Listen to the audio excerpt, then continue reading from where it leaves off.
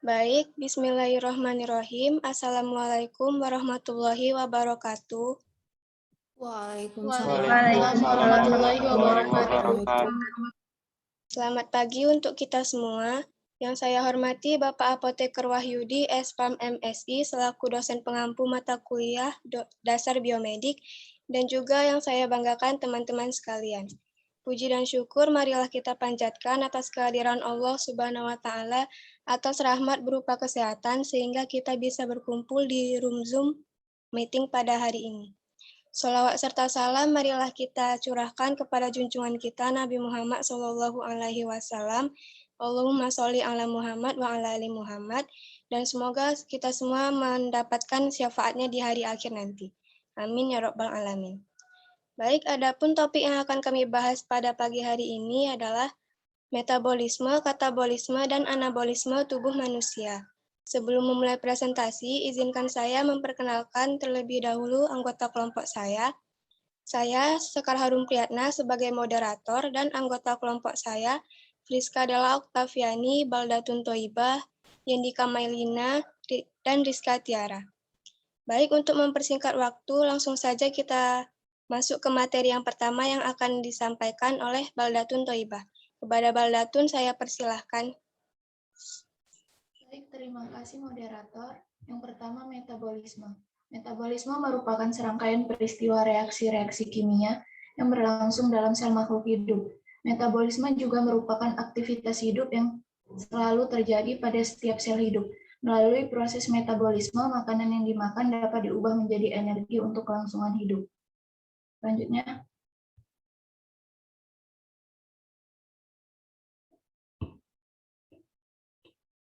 metabolisme menghasilkan reaksi yang dibedakan menjadi dua macam. Yang pertama ada anabolisme. Anabolisme adalah proses asimilasi atau penyusunan beberapa senyawa organik sederhana menjadi senyawa kimia atau molekul kompleks.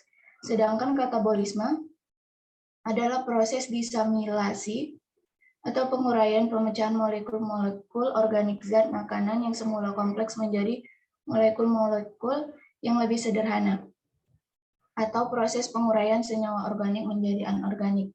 Contoh senyawa organik yaitu glukosa, protein, lemak, vitamin, dan enzim. Sedangkan contoh senyawa anorganik seperti NaCl, karbon, hidrogen, oksigen, nitrogen, Mg, Fe, H2O, dan O2.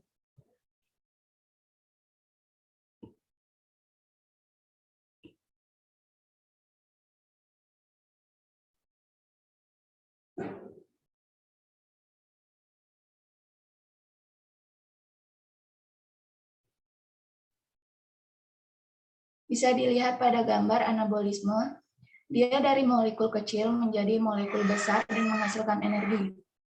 Sedangkan katabolisme dari molekul besar menjadi molekul kecil dan menghasilkan energi. Selanjutnya,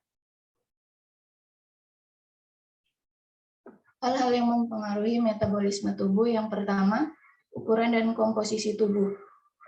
Orang yang memiliki badan lebih besar dan lebih berotot mampu membakar lebih banyak energi, bahkan ketika sedang beristirahat sekalipun. Karena jaringan otot memang lebih aktif dalam proses metabolisme dibandingkan jaringan lemak. Yang kedua, jenis kelamin. Tubuh pria biasanya membakar lebih banyak energi daripada wanita.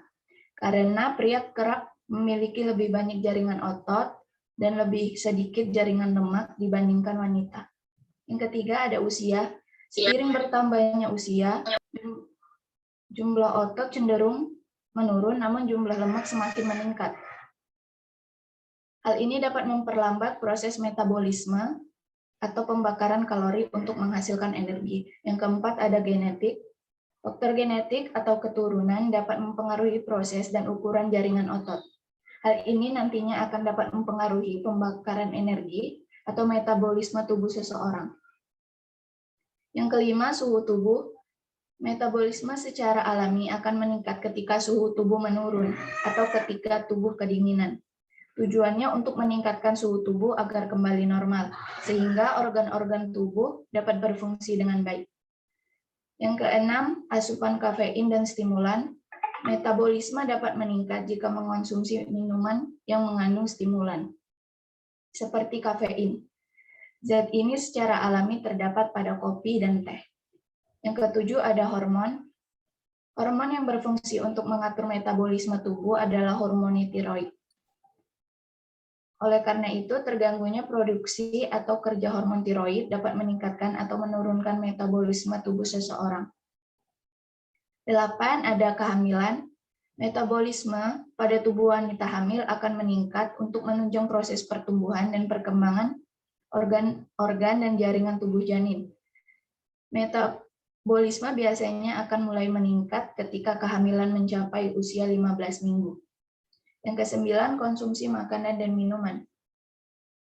Kurangnya mengonsumsi makanan dan minuman dapat memperlambat metabolisme tubuh. Sebaliknya, jika kita banyak makan dan minuman, jika kita banyak memakan sesuatu, terlebih lagi jika yang mengandung nutrisi, contoh seperti protein.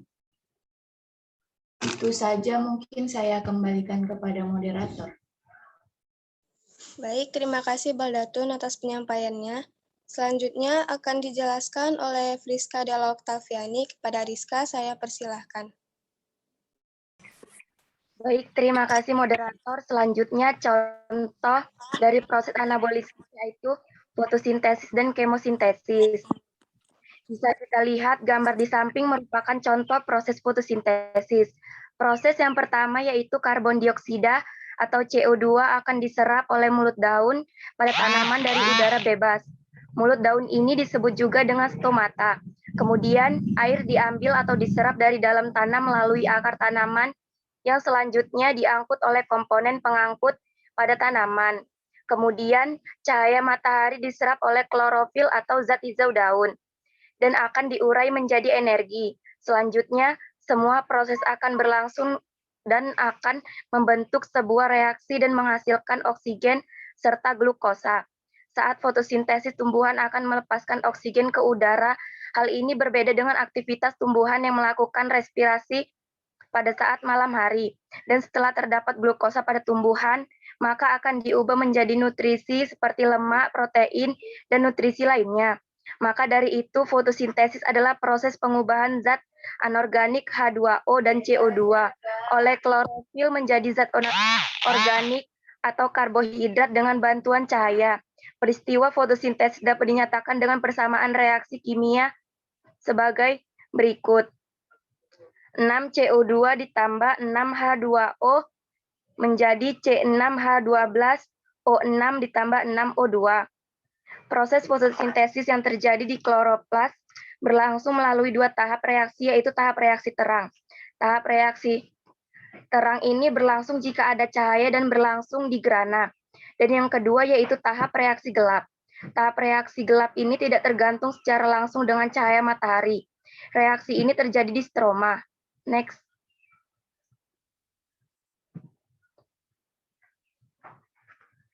Selanjutnya, contoh kemosintesis. Kemosintesis merupakan proses penyusunan atau pembentukan zat organik dengan memanfaatkan sumber energi hasil reaksi kimia. Reaksi kemosintesis berlangsung di dalam sitoplasma. Reaksi kemosintesis akan terjadi perubahan senyawa kimia menjadi makanan. Bisa kita lihat gambar di samping merupakan proses kemosintesis. Kemosintesis dapat ditemukan dalam pembentukan sulfat oleh bakteri sulfur dan pembentukan nitrat oleh bakteri nitrat dan bakteri nitrit. Bakteri-bakteri tersebut memperoleh energi dari hasil oksidasi senyawa-senyawa tertentu. Misalnya, bakteri besi memperoleh energi kimia dengan cara oksidasi Fe2+ atau ferro menjadi Fe3+ atau feri. Bakteri Nitrosomonas dan Nitrosococcus memperoleh energi dengan cara mengoksidasi NH3, tepatnya amonium karbonat menjadi asam nitrit dengan reaksi berikut. NH4, 2CO3 ditambah 3O2, Nitrosomonas per Nitrosococcus menuju 2HNO2 tambah CO2 tambah 3H20 tambah energi.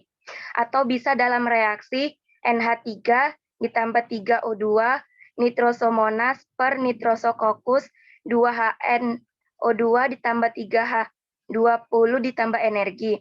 Organisme yang melakukannya disebut kemautotrof. Bakteri kemautotrof ini akan mengoksidasi senyawa-senyawa tertentu dan energi yang dihasilkan tersebut akan digunakan untuk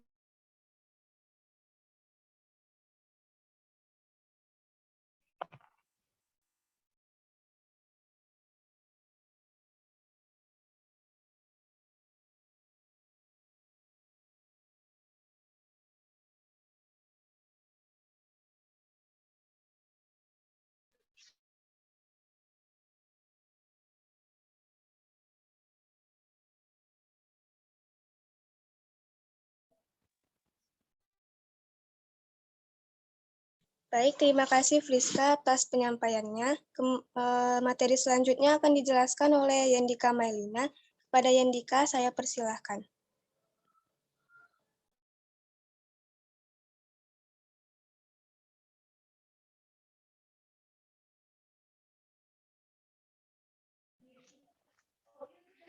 Terima kasih kepada moderator. Selanjutnya yaitu contoh dari proses katabolisme, yaitu proses respirasi. Proses respirasi adalah proses dekomposisi atau penguraian senyawa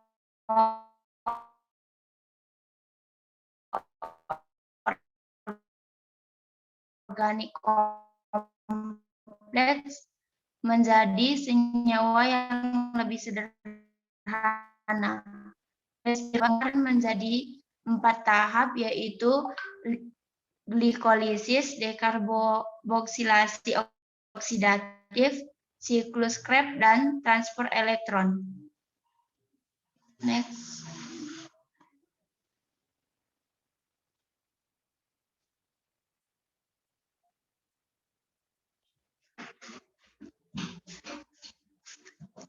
Yang pertama itu yaitu glikolisis. Glikolisis itu merupakan proses pengubahan glukosa menjadi 2 asam piruvat. Glikolisis ini terjadi di sitosol atau sitoplasma. Pada tahap ini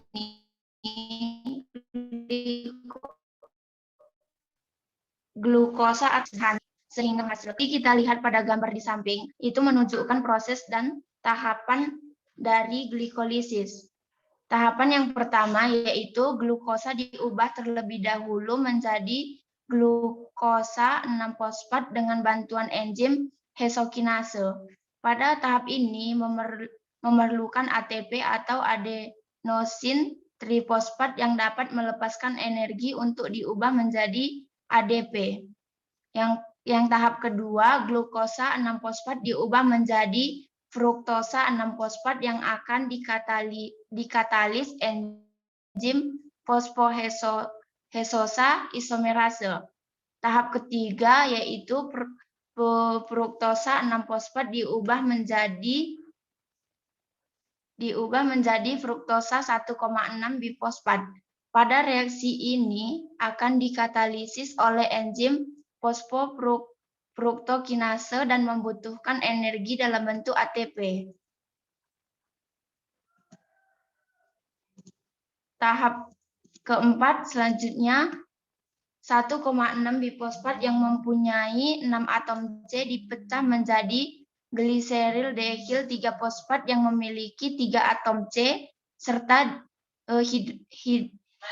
dihidroksaseton fosfat atau 3 atom C, yang mana proses reaksi yang terjadi dikatalisis oleh enzim aldolase.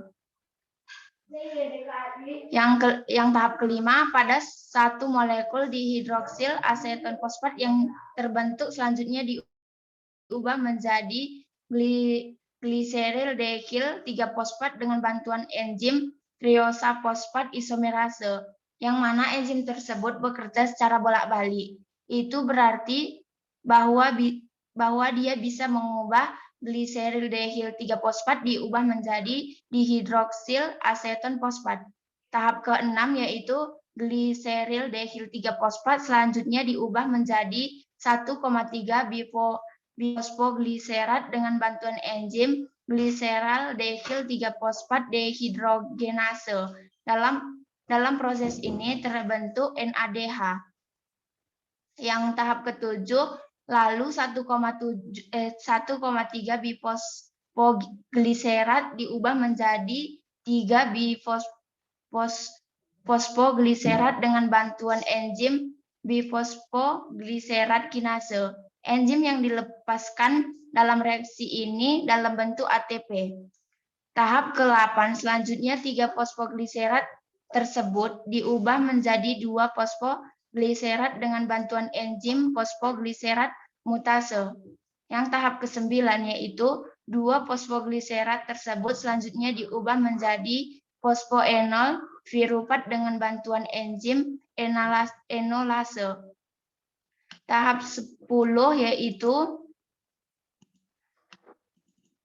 tahap 10 fosfoenol virupat yang dihasilkan selanjutnya diubah menjadi virupat yang akan dikatalisis enzim virupat kinase.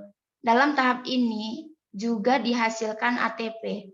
Mungkin itu saja, saya serahkan kembali kepada moderator. Baik, terima kasih Andika atas penyampaian materinya. Materi selanjutnya akan saya sampaikan sendiri, yaitu tahap kedua, yaitu dekarboksilasi oksidatif. Jadi dekarboksilasi oksidatif ini terjadi di matriks mitokondria. Bisa teman-teman lihat di gambar, asam pirufat yang dari hasil glikolisis itu nanti berubah menjadi asetil-CoA. Yang dihasilkannya yaitu NADH. Jadi NADH ini berasal dari NAD yang meminta hidrogen, lalu asam pirufat memberikan hidrogen dan ditangkap oleh NAD. Maka terbentuklah NADH. Kemudian koenzim A datang diikat oleh asam pirufat, bersamaan dengan itu ia melepaskan CO2. Nah, jadi asam pirufat yang tadinya memiliki 3 karbon, karena karbonnya dilepas 1 di asetil-CoA, dia memiliki tinggal 2 karbon. Kemudian tahap yang ketiga yaitu Daur-Krebs. Daur-Krebs atau daur asam sitrat ini berlangsung di dalam matriks mitokondria juga. Bisa kita lihat di gambar, tadi kan asetil-CoA-nya tinggal 2 karbon. Nah, ini berikatan dengan oksaloasetat yang karbonnya 4. Maka kembali lagi menjadi karbonnya 6 di siklus yang dinamakan sitrat. Kemudian berubah lagi menjadi isositrat. Isositrat ini menghasilkan NADH dan mengeluarkan CO2. Jadi yang tadinya karbonnya 6 karena dilepas 1 jadi tinggal 5. Kemudian aketoglutarat. Aketoglutarat ini menghasilkan NADH juga dan mengeluarkan CO2 juga. Maka karena karbonnya dilepas 1 jadi tinggal 4 karbon. Terus berubah lagi jadi suksinil-CoA. Nah, CoA-nya ini dilepas dan datanglah GDP meminta fosfat. GDP menangkap fosfat dan menjadi GTP. Nah, nanti GTP ini dikonversi menjadi ATP. Disinilah terbentuknya ATP. Kemudian berubah lagi menjadi suksinat, di mana FAD meminta hidrogen dan terbentuklah FADH. Lalu berubah lagi menjadi fumarat, dan berubah lagi menjadi malat yang membentuk NADH. Hingga akhirnya terbentuk lagi oksaloasetat yang karbonnya 4, berikatan lagi dengan asetil-CoA. Dan berikat lagi dengan asetil-CoA berikutnya. Seperti itu pun selanjutnya. Next. Kemudian tahap yang terakhir yaitu sistem transfer elektron. Proses ini terjadi pada bagian membran di dalam mitokondria atau krista, terdiri atas suatu rantai pembawa elektron yang tersusun dari NAD, FAD, koenzim Q, dan sitokrom. Pada sistem transfer elektron terjadi oksidasi senyawa NADH dan FADH2 guna menghasilkan ATP. Dari gambar tersebut, pada transfer elektron, NADH dan FADH2 yang dihasilkan dalam glikolisis, dekarboksilasi oksidatif, dan siklus Krebs akan membebaskan energi tinggi pada saat melepaskan elektron dan hidrogen. Jadi, elektron dan hidrogen itu dibawa dari substrat 1 ke substrat lainnya, sehingga dihasilkanlah nanti 30 ATP dari 10 NADH dan 4 ATP dari 2 FAD.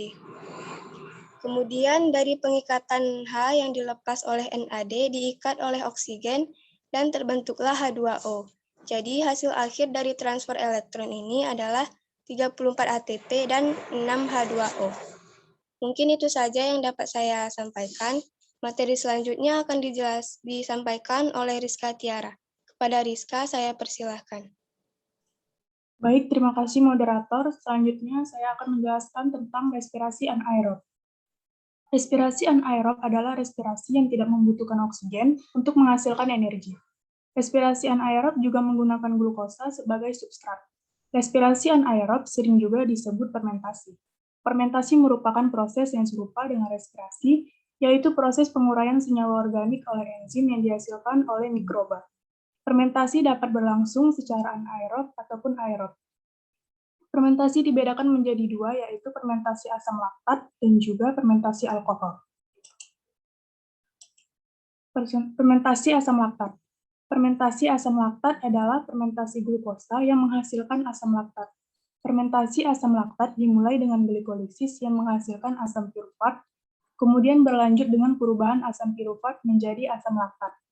Pada fermentasi asam laktat, asam pirufat bereaksi secara langsung dengan NADH membentuk asam laktat. Bisa kita lihat di gambar bahwa fermentasi asam laktat diawali dengan proses glikolisis yang mengkonversi glukosa menjadi ATP yang berasal dari ADP, menghasilkan NADH yang berasal dari NAD+, dan menghasilkan 2 pirufat. Nah, 2 pirufat yang terbentuk akan langsung direduksi oleh NADH menjadi NAD+. Direduksi kembali untuk membentuk asam laktat seperti produk akhirnya, sehingga produk akhir dari fermentasi asam laktat yaitu 2 asam laktat dan 2 ATP.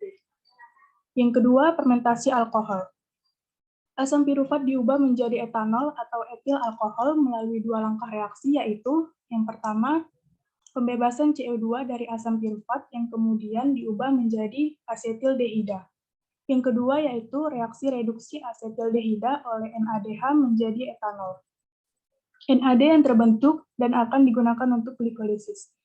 Nah, kita lihat di gambar ada 2 tahapan. Yang pertama itu dimulai dari pirufat yang memiliki 3 atom karbon akan dikonversi menjadi 2 asetildehida. Nah, berarti pada tahapan ini melepas 1 karbon. 1 karbon ini akan dibentuk CO2 sebanyak 2. Nah, tahap keduanya yaitu asetildehida akan segera mengikat ion H positif yang berasal dari penguraian NADH menjadi NAD+. Maka asetildehida di sini itu berperan sebagai aseptor, yaitu penerima ion H positif. Pengikatan ion H positif akan membentuk senyawa etanol. Selanjutnya, NAD+ yang dihasilkan dari penguraian NADH ini akan dibutuhkan untuk menjalankan proses glikolisis selanjutnya. Sehingga produk akhir fermentasi alkohol ini adalah 2 etanol, 2 CO2, dan 2 ATP. Saya rasa itu saja, saya serahkan kepada moderator. Baik, terima kasih Rizka atas penyampaian materinya. Mungkin ini saja yang dapat kelompok kami sampaikan. Sebelum saya tutup, kelompok kami akan menampilkan sebuah video yang berkaitan dengan metabolisme. Berikut ini adalah cuplikan videonya.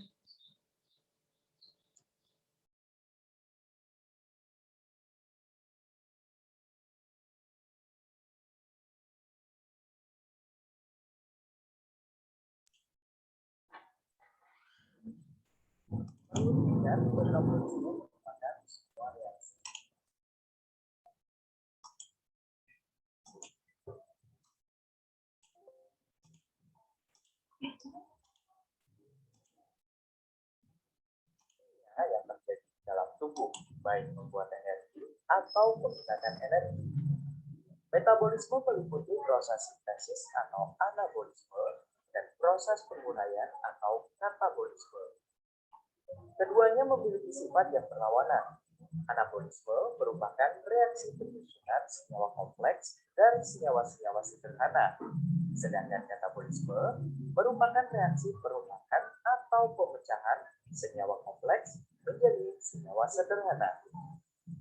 Dalam prosesnya, anabolisme membutuhkan energi, sedangkan katabolisme akan menghasilkan energi. Dalam kehidupan sehari-hari, anabolisme dapat dicontohkan pada proses pembentukan glukosa oleh tumbuhan melalui proses fotosintesis. Sedangkan katabolisme contohnya adalah proses respirasi.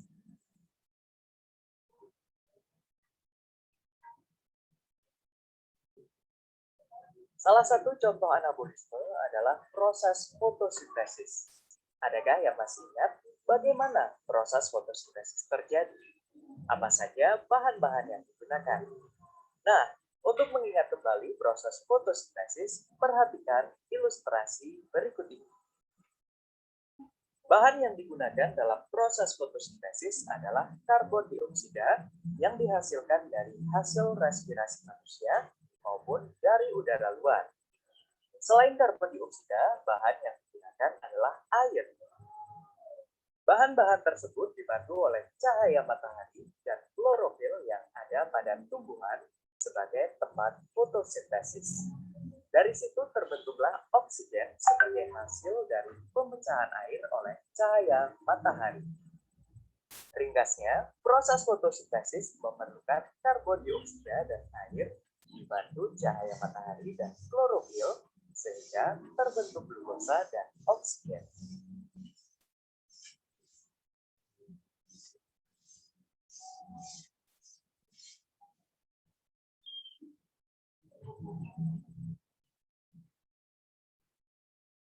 Selanjutnya proses katabolisme. Contohnya adalah respirasi. Tapi sebelum kita pelajari bagaimana prosesnya, apa kamu sudah tahu apa tujuan bernapas? Supaya tetap hidup. Oke, tentu saja. Atau untuk pertukaran antara oksigen dan karbon dioksida. Itu juga tidak salah. Fungsi respirasi atau bernapas adalah salah satunya untuk menghasilkan energi.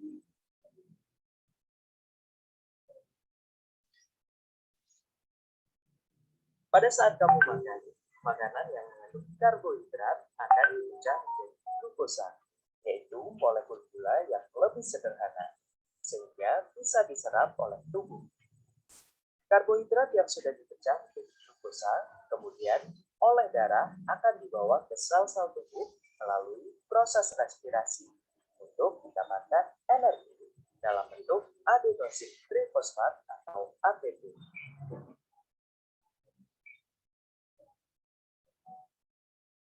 Itu dia pembahasan kedua tentang metabolisme. Ya.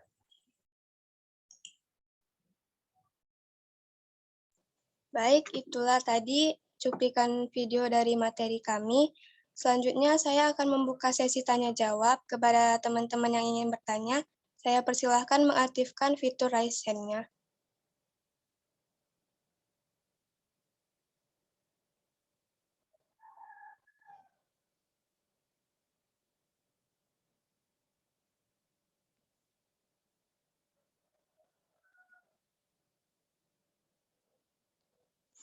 Baik, kepada Maharani, dipersilahkan.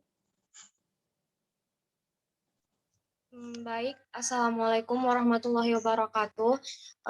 Nama saya Maharani Baru-Barus, NIM saya 801212100. Saya ingin bertanya, coba sebutkan zat-zat apa saja yang berbahaya pada metabolisme protein di dalam tubuh. Terima kasih.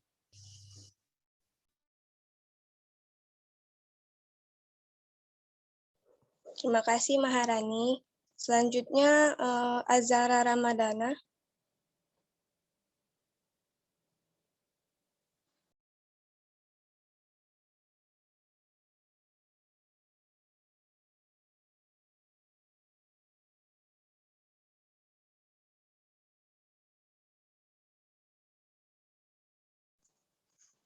Kepada Azhara dipersilahkan.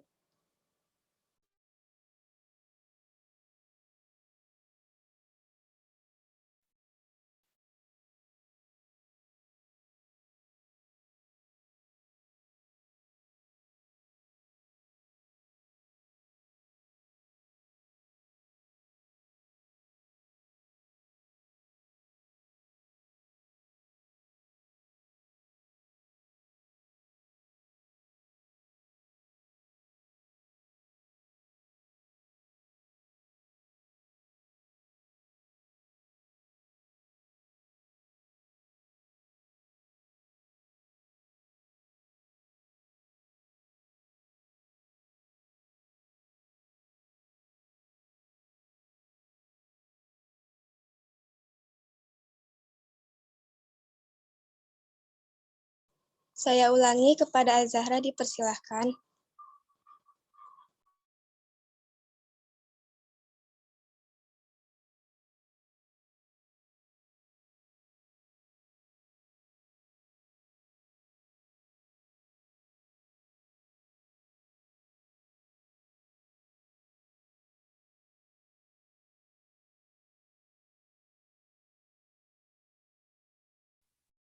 Baik, nama saya Zahra Ramadana Nasution. Saya akan bertanya bagaimana cara mempercepat metabolisme yang lambat. Terima kasih. Terima kasih Azahra. Selanjutnya Syahril Pasaribu, saya persilahkan. Terima kasih moderator. Perkenalkan, nama saya Syahril Budiman Pasaribu, NIM saya 0801213115. Saya mau bertanya, sebutkan hal-hal apa saja yang terjadi pada fotosintesis. Terima kasih Syahril. Saya ingatkan kepada teman-teman yang bertanya, boleh menuliskan kembali pertanyaan di kolom chat ya. Terima kasih. Selanjutnya akan saya alihkan kepada kelompok 6. Terima kasih.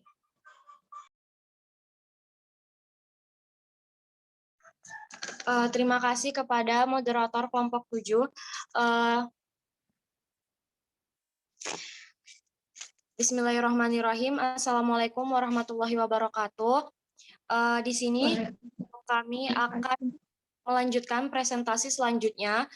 Sebelumnya terima kasih kepada Bapak dosen pengampu mata kuliah biomedik, Bapak Wahyudian telah memberikan kami kesempatan untuk menyampaikan materi kami. Baik, untuk mempersingkat waktu, perkenalkan kami dari kelompok 6 dengan Hafizah Salsabila sebagai ketua kelompok 6, kemudian saya sendiri Maharani Baru-Baru sebagai anggota dan moderator, ada Erika Yenti, Azahra Ramadana Nasution, dan Khairani Putri Pratiwi. Materi yang akan kami bawakan hari ini adalah enzim, vitamin, dan mineral. Baik, untuk materi pertama yaitu enzim. Next. Jadi, enzim adalah suatu protein yang bertindak sebagai biokatalisator. Artinya, enzim ini dapat mempercepat reaksi biologi tanpa mengubah struktur kimianya. Enzim memiliki dua komponen, yaitu ada apoenzim dan kofaktor. Pada gambar, di situ ada apoenzim, yaitu protein yang dia tidak tahan sama panas, artinya dia itu bersifat termolabil. Kemudian ada kofaktor. Kofaktor ini terbagi atas dua, yaitu ada gugus protestik dan koenzim. Di mana gugus protestik ini merupakan molekul yang dia terikat kuat dengan apoenzim. Sedangkan koenzim ini merupakan molekul yang tidak terikat kuat. Jika suatu enzim terikat dengan suatu apoenzim, maka itu disebut dengan holoenzim. Next.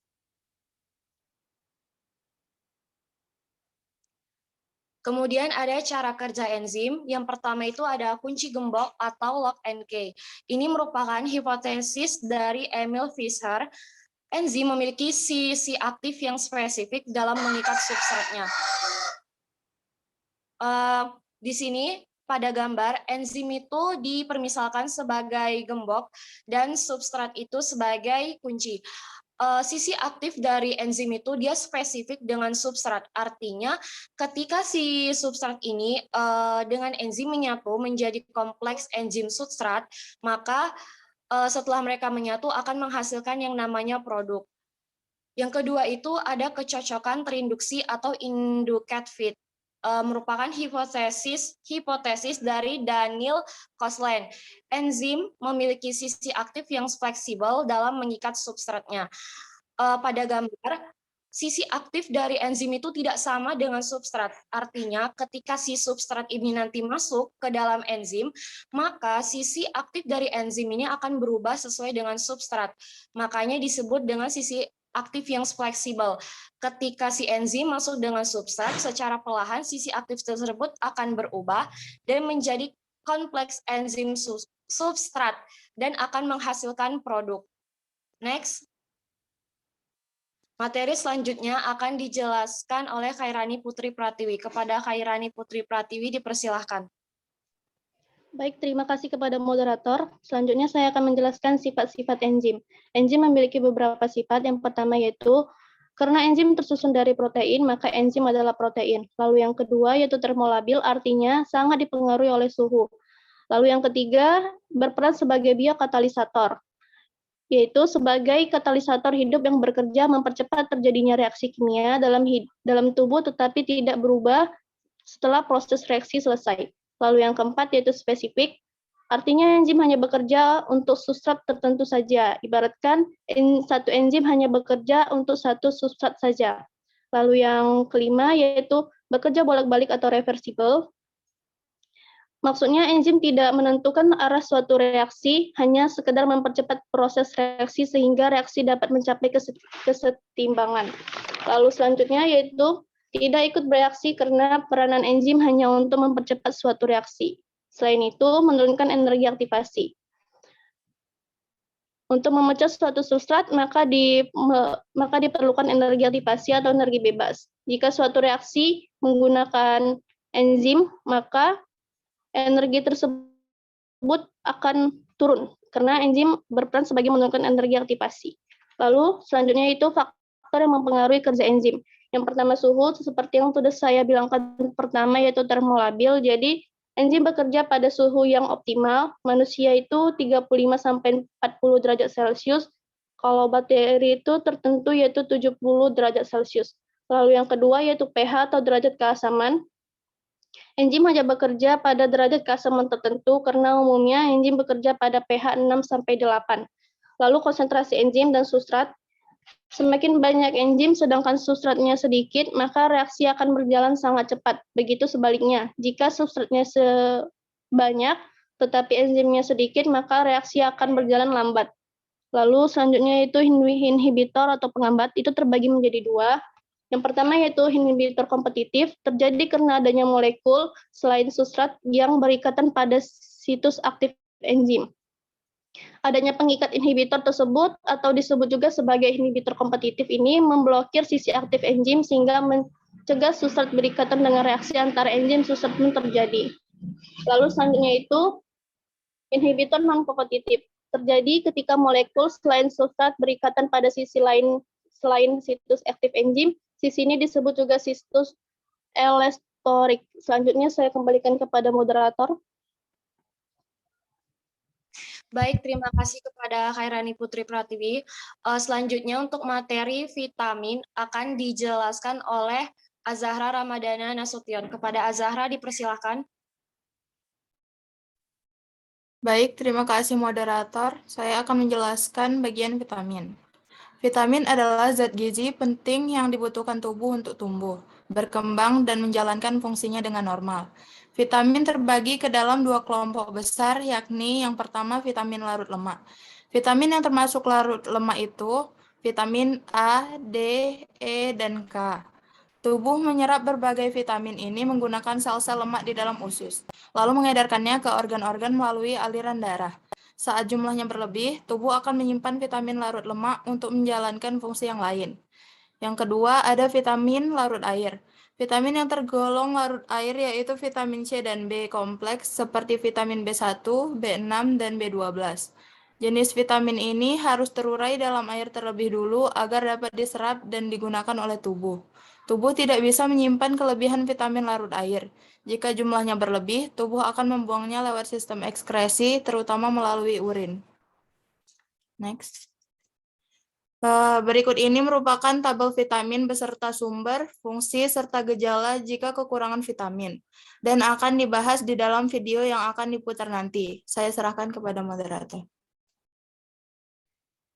Baik, terima kasih kepada Azahra. Untuk materi mineral akan dijelaskan oleh Erika Yenti. Kepada Erika dipersilahkan. Baiklah, terima kasih kepada moderator. Yang ketiga ada mineral. Pengertian dan fungsi mineral. Mineral adalah komponen anorganik yang dibutuhkan tubuh manusia dalam jumlah sedikit. Meskipun hanya dibutuhkan sedikit, kekurangan mineral dapat menimbulkan berbagai macam penyakit. Mineral memiliki fungsi dalam tubuh, yaitu memberikan struktur, yakni di tulang dan gigi. Mineral juga berfungsi dalam regulasi seperti konduktivitas, kontraksi otot, permeabilitas membran, pengantar impuls saraf, dan mengendalikan tekanan darah. Yang kedua ada klasifikasi mineral berdasarkan jenis. Ada mineral organik. Mineral organik ini adalah mineral yang dibutuhkan serta berguna bagi tubuh kita yang dapat kita peroleh melalui makanan. Makanan yang kita konsumsi setiap hari seperti nasi, ayam, ikan, telur, sayur-sayuran, serta buah-buahan, atau vitamin tambahan. Yang kedua ada mineral organik. Mineral organik adalah mineral yang tidak dibutuhkan serta tidak berguna bagi tubuh. Contohnya timbal hitam atau Pb, iron oxide atau besi teroksidasi, merkuri, arsenik, magnesium, aluminium, atau bahan-bahan kimia hail dan resapan tanah, dan lainnya. Next.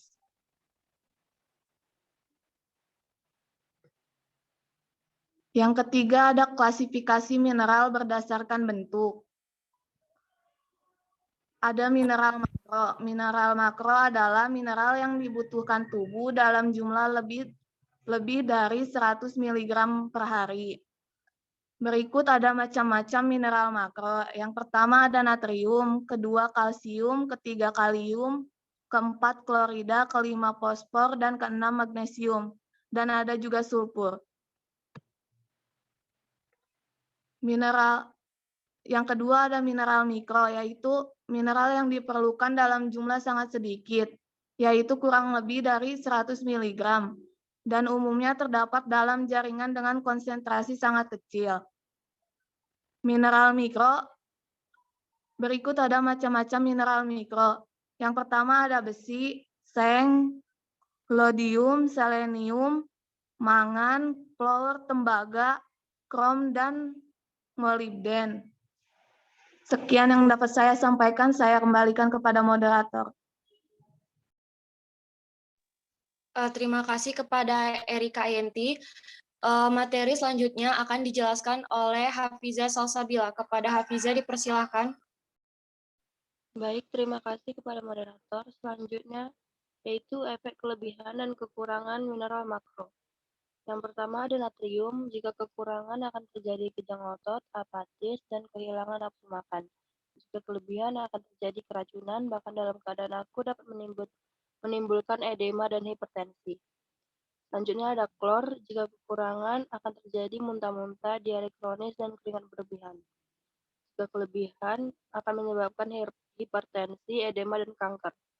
Selanjutnya ada kalium, jika kekurangan akan terjadi penyakit ginjal, asidosis pada diabetes, muntah diare, atau keringat berlebihan.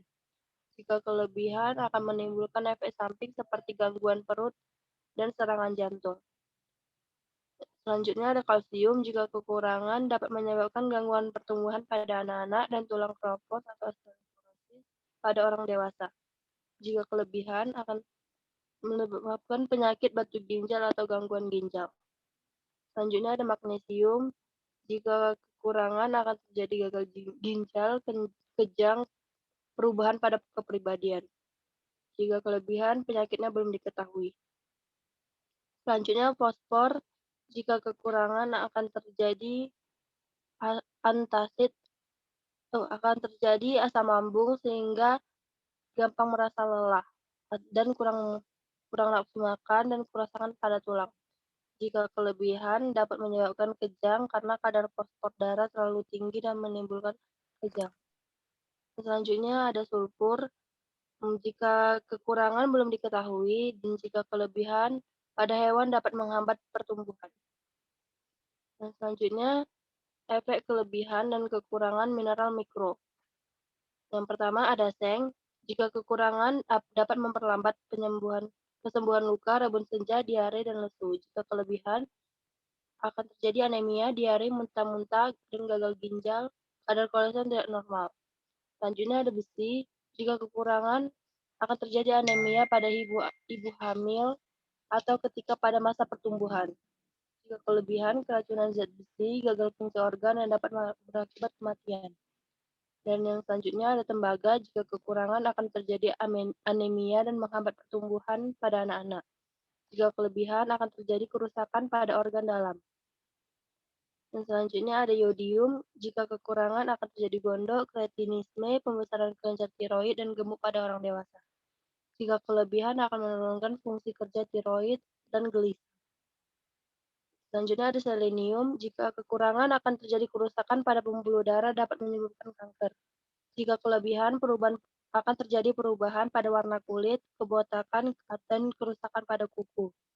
Yang selanjutnya ada mangan, jika kekurangan dapat memberi efek depresi, hipolegmia, dan sakit kepala. Dan jika kelebihan, magnesium, magan juga memberikan efek seperti tremor, gangguan kejiwaan, dan sakit kepala. Mungkin itu saja, saya kembalikan kepada moderator.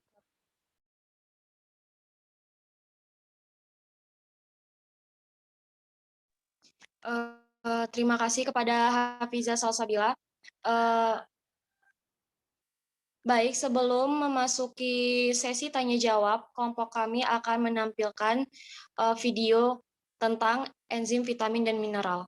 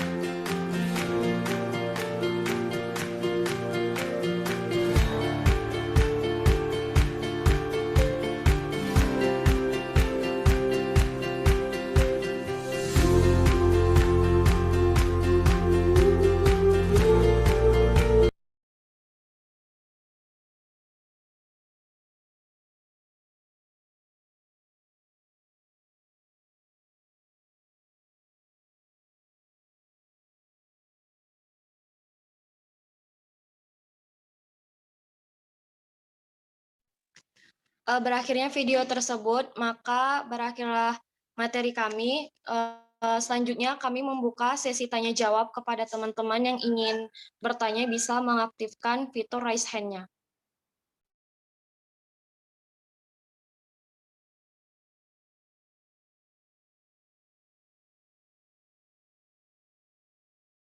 Baik, untuk pertanyaan pertama kepada Umi Kalsum, dipersilakan. Assalamualaikum warahmatullahi wabarakatuh. Nama saya Umi Kalsum Nasution, NIM saya 0801213145. Pertanyaan saya, apa yang terjadi jika enzim bekerja tidak pada suhu yang optimum? Terima kasih. Baik, terima kasih kepada Umi. Selanjutnya kepada Aisyah Maharani Hasibuan. Baik, sebelumnya terima kasih kepada moderator. Perkenalkan, nama saya Aisyah Maharani Hasibuan, NIM saya 801212164. Di sini saya ingin bertanya, apakah jumlah enzim dalam tubuh itu stabil atau konstan, atau dapat meningkat atau menurun sesuai dengan jumlah substrat? Terima kasih.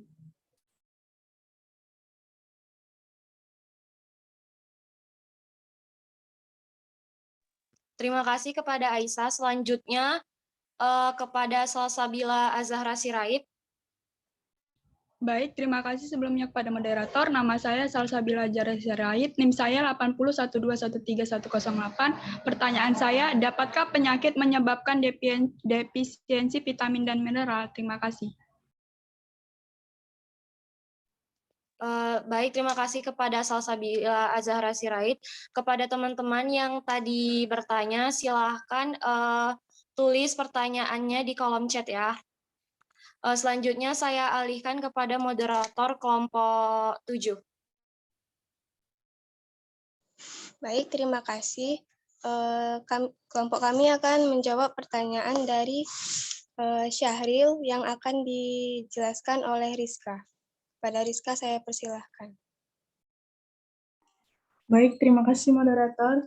Sini saya akan menjawab pertanyaan dari Syahril. Pertanyaannya yaitu sebutkan hal apa saja yang terjadi dalam fotosintesis. Hal yang terjadi dalam fotosintesis yaitu yang pertama pemasakan makanan, yang kedua penyerapan karbon dioksida. Yang ketiga reaksi terang dan reaksi gelap. Saya rasa itu saja. Saya kembalikan kepada moderator. Baik, kepada Syahril, apakah bisa diterima jawabannya?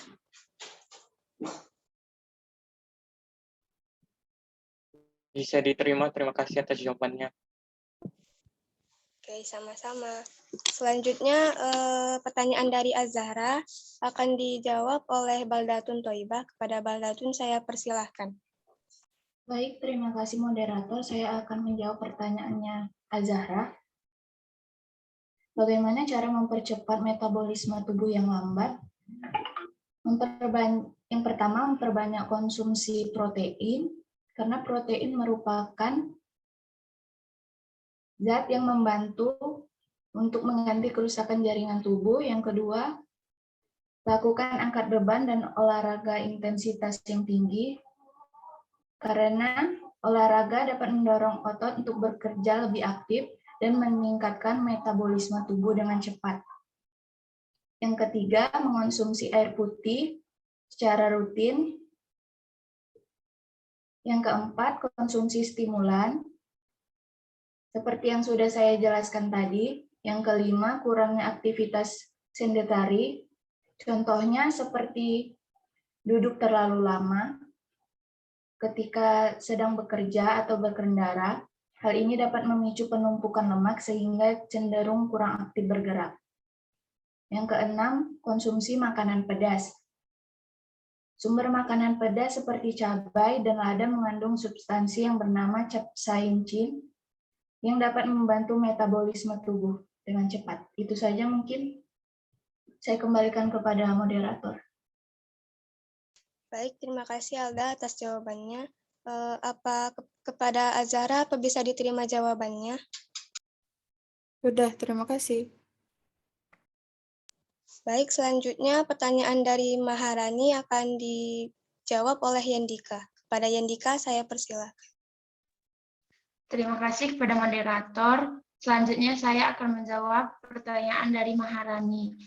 Yang pertanyaannya, zat apa saja yang berbahaya pada metabolisme protein dalam tubuh? Zat sisa metabolisme protein yang berbahaya bagi tubuh adalah amonia. Amonia itu merupakan zat sisa dari perombakan protein melalui tahapan transaminasi dan deaminasi yang menghasilkan senyawa asam karboksilat dan amonia. Mungkin itu saja. Saya kembalikan kepada moderator. Baik, terima kasih. Kepada Maharani, apakah bisa diterima jawabannya? Ya, bisa. Baik, terima kasih. Baik, sama-sama.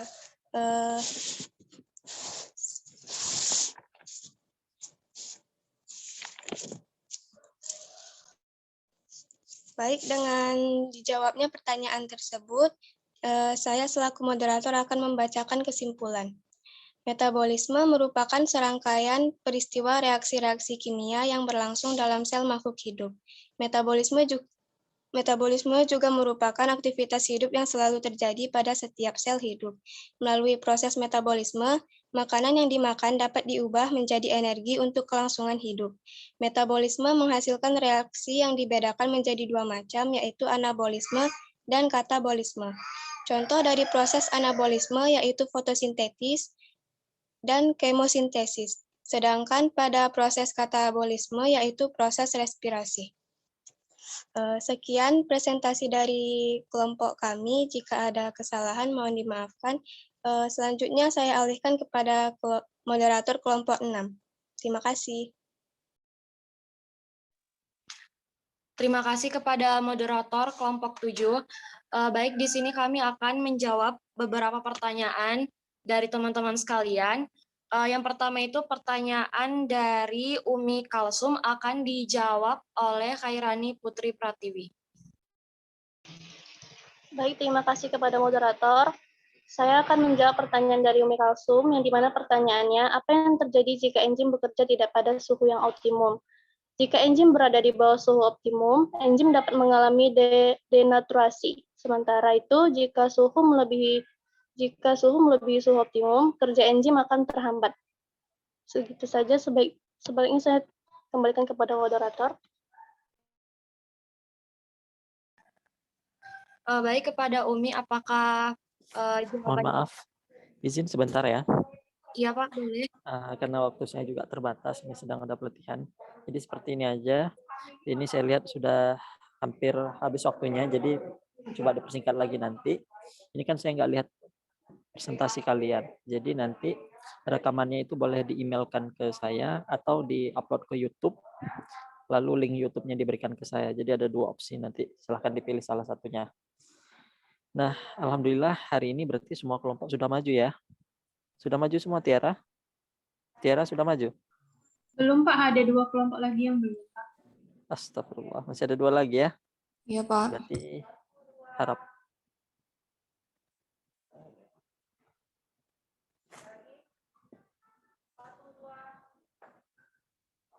Baik, jadi minggu depan kita masuk 2 kelompok lagi. Dan minggu depannya lagi saya mulai menjelaskan kembali semua materi yang telah kalian presentasikan. Ya, jadi mohon maaf hari ini saya nggak maksimal dan memang tidak bisa kita tunda lagi karena jadwal UAS itu katanya dipercepat di Desember, bukan di Januari. Ya, jadi silakan dilanjutkan. Saya mohon maaf. Terima kasih untuk partisipasinya. Assalamualaikum warahmatullahi wabarakatuh. Waalaikumsalam warahmatullahi wabarakatuh. Terima kasih, Pak. Terima kasih, Pak.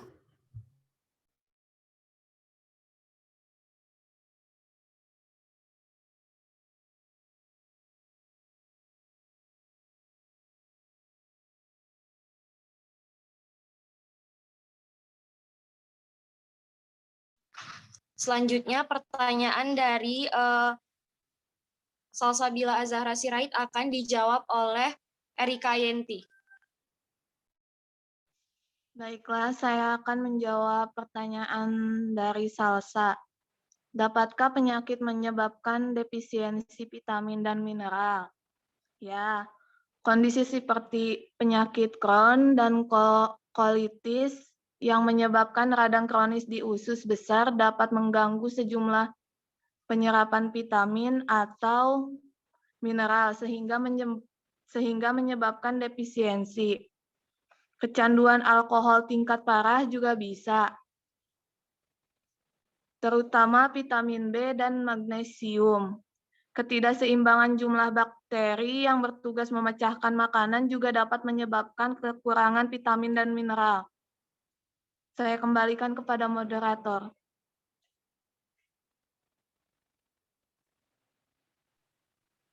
Terima kasih kepada Erika. Kepada Salsa, apakah jawabannya bisa diterima? Bisa, terima kasih. Baik, untuk pertanyaan terakhir, yaitu pertanyaan dari Aisyah Maharani Asibuan, akan dijawab oleh Azahra Ramadana Nasri. Kepada Azahra, persilakan. Baik, terima kasih moderator. Saya akan menjawab pertanyaan dari Aisyah. Apakah jumlah enzim dalam tubuh itu stabil, konstan, atau dapat meningkat atau menurun sesuai dengan jumlah substrat? Jadi, enzim adalah sebuah biomolekul protein yang bertugas mempercepat suatu reaksi, khususnya di dalam tubuh. Enzim bekerja sangat spesifik sesuai dengan kebutuhan tubuh. Satu jenis enzim bisa bekerja pada satu proses reaksi di dalam tubuh. Molekul yang bekerja bersama enzim disebut substrat. Beberapa hal yang mempengaruhi kerja enzim adalah substrat, suhu, keasaman, kofaktor, aktivator, dan inhibitor. Aktivitas enzim paling utama dipengaruhi oleh aktivator dan inhibitor. Aktivitas enzim akan meningkat dengan adanya molekul aktivator dan akan menurun dengan adanya molekul inhibitor. Jumlah enzim tidak dinilai dalam wujud satuan, karena enzim bekerja sesuai kebutuhan dan dalam jumlah yang sedikit dalam suatu reaksi. Saya kembalikan kepada moderator. Terima kasih kepada Azahra. Kepada Aisyah Maharani, apakah jawabannya bisa diterima? Baik, terima kasih kepada Azahra. Jawabannya bisa saya terima. Baik, berakhirnya sesi tanya jawab pada presentasi kami kali ini. Saya akan membacakan kesimpulannya. Jadi enzim itu adalah protein yang berfungsi sebagai biokatalisator di mana bisa meningkatkan kecepatan reaksi. Faktor-faktor yang mempengaruhi kerja enzim itu ada suhu, pH, aktivator, inhibitor, serta konsentrasi substrat. Vitamin adalah zat gizi penting yang dibutuhkan tubuh untuk tumbuh berkembang dan menjalankan fungsinya dengan normal. Mineral merupakan salah satu komponen yang sangat diperlukan oleh makhluk hidup di samping karbohidrat, lemak, protein, vitamin, dan air. Berdasarkan jenisnya, mineral itu dibedakan menjadi dua, yaitu mineral organik dan anorganik. Berdasarkan bentuknya, mineral dibedakan menjadi dua, yaitu mineral makro dan mineral mikro. Serta makro terdiri dari Na, Ca1, K, Ca, P, Mg, dan S. Dan mineral mikro terdiri dari Fe, Zn, I, Se, Cu, Mn, F, Cr, dan Mo. Mungkin itu saja presentasi kami pada kali ini. Semoga bisa bermanfaat untuk kita semua. Wabillahi taufiq wal hidayah. Wassalamualaikum warahmatullahi taala wabarakatuh. Waalaikumsalam warahmatullahi wabarakatuh. Waalaikumsalam warahmatullahi wabarakatuh.